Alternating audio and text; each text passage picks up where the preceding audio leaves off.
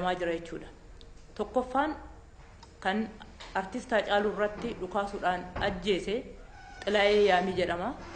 Inni lammaffaa isa wajjin immoo kan as keessatti hirmaachaa ture Abdii Alamaayyoo jedhama.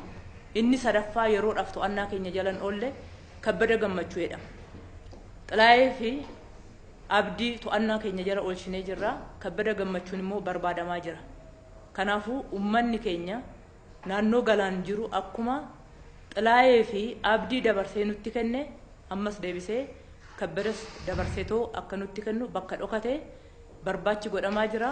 Barbaachi qaamoleen nageenyaa godhu kana keessatti hirmaachuudhaan yeroo gabaabaa keessatti to'annaa jala akka oolchu abdii guddaa irraa qabna. Maaliif akkamitti Haacaaluu ajjeesuun maaliif akka barbaachise jecha amantii isaan poolisii biratti kennaniin akka arginetti akka Xilaayeen nu kaasetti jechuudha. Tokkoffaa kan inni kaasaa jiru ergama dhaaba ABO Shanee jedhamu akka ta'e ummata Oromootiif dabarsuudhaaf jecha ummanni Oromoo bilisummaa isaa akka argatu mootummaan kun kufaa jira. Nu wajjin hirmaadhu siifisii darbaa biyyaafis hin darbaa. Ummanni Oromoo akka balaa irratti hin kufne nu gargaare akka jedhaniin kana qofaas miti isa wajjin kan dubbatan afaan Oromootiin walii isaaniitiin garuu namoonni kun namoota lama waan ta'aniif afaan Tigirfaatiin kan dubbatan ta'uusaa jecha amantii isaatiin nu mirkaneessee jira jechuudha. Adeemsa kana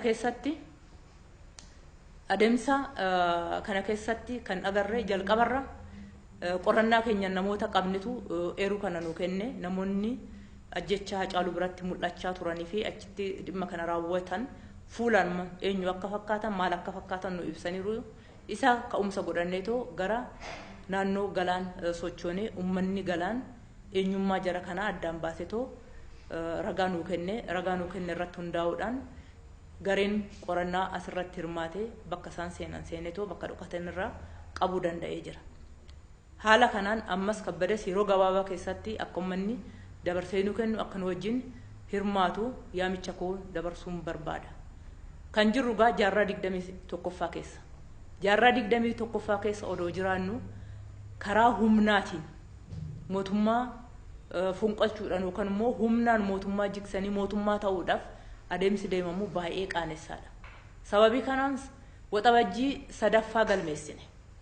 Waxabajjii tokkoffaa irratti muummicha ministeeraa fi uummata irratti boombii darbachuudhaan gara aangootti dhufuudhaaf yaaliin godhame namoota galaafatus hin milkoofne. Waxabajjii lammaffaa irrattis akkasumatti gaggeessitoota biyyaa irratti ajjecha raawwachuudhaan gara aangootti dhufuudhaaf yaaliin godhame hin milkoofne. Waxabajjii sadaffaa irratti immoo artist Haacaaluu irratti haala suukaneessaa ta'e kanaan ajjechaan irratti raawwatame ammas hin milkoofne.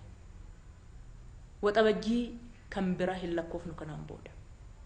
Waxabajjiin sadaffaa waxabajjii tokkoffaa fi lammaffaarraa adda yeroo murteessaadha biyya keenyaaf. Kanaaf qaamoleen seera kabachiisan qaamoleen qorannaa kana keessatti hirmaatan abbaan alangaa poolisoonni dhimmi biyya keessaa insaan wajjin ta'uudhaaf uummata wajjin ta'uudhaan to'annaa jala oolchuu danda'ee jira.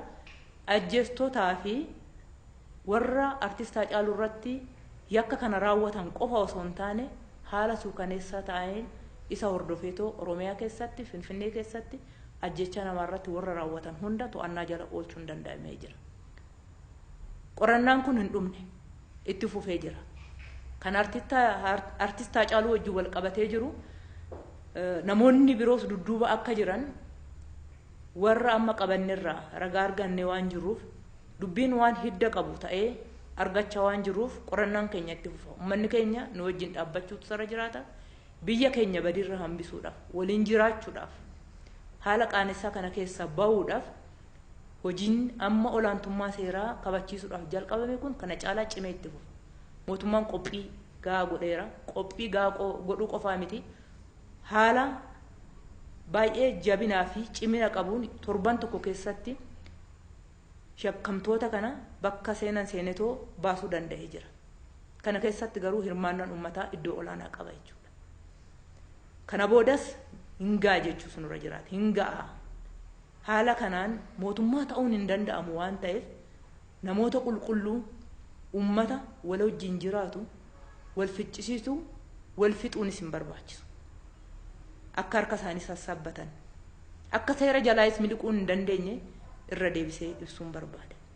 Hojii hanga ammaa hojjetame keessatti warra hirmaatan hunda abbootii alangaa, qorattoota poolisii, hojjettoota dhimma biyya keessaatiin wajjin hirmaachaa turan, hojjettoota insarraan wajjin hirmaachaa turan kan Oromiyaas kan federaalas baay'een galateeffadha. Hunda caalammoo yeroo murteessaa kanatti isa nu gargaare Waaqayyo baay'een galateeffadha. Olaantummaa seeraa kabachiisuun keenya itti fufa.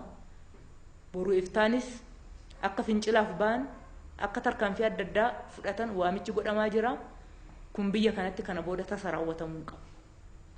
Uummanni keenya ijoollee isaa gadhiisuu hin qabu, gorsuu qaba, deebisuu qaba. Ofiifis naannoo isaas hammeenya akkanaarraa of eeguu qaba. Of eeguu qaba osoo hin taane qofa osoo hin taane qaamolee nageenyaa wajjin sirriitti atoomee hojjechuu qaba. Lammata gochi qaanessaa akkanaa kun biyya kanarratti akka hin raawwatamnetti mootummaan qophaa'ee hojjechaa jira. Uummanni keenyis nu wajjin haa dhaabbatu. Ulfaadhaa galatoomaa ni milkoofna.